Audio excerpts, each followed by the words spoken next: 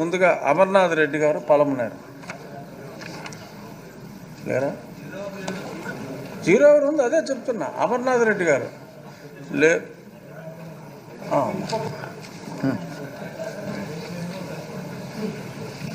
Agriculture రైతులకు సంబంధించిన విషయం అధ్యక్ష, 2014-19 మధ్యలో ఆనాటి ప్రభుత్వంలో సెరికల్చర్ వ్యవసాయాన్ని ప్రోత్సహించడానికి చాలా ప్రోత్సాహాలు అందించే కార్యక్రమం గడిచేది అధ్యక్ష.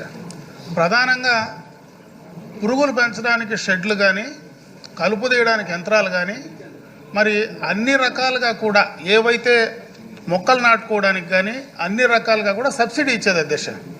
పురుగులు గూళ్ళు చేసుకునే సమయంలో చంద్రింకలు కానీ వ్యాధులు రాకుండా నివారించడానికి మందులు కానీ ఉచితంగా ఇచ్చేది అధ్యక్ష. ఇంకొక ప్రధానమైనటువంటి అంశం దీంట్లో పండించినటువంటి గూళ్లకు ప్రతి కేజీకి 50 రూపాయలు ఇన్సెంటివ్ అప్పట్లో ఆ ప్రభుత్వం ఇచ్చేది అధ్యక్ష.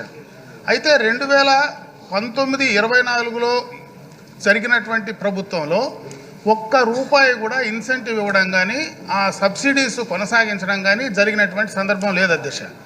కూటమి ప్రభుత్వం వచ్చిన తర్వాత దాదాపు 10 నెలలు అవుతా ఉంది, ఇంకా కూడా ఈ కార్యక్రమాలు ఇన్సెంటివ్ ఇప్పుడు దాకా కూడా రిలీజ్ చేయలేదు అధ్యక్ష.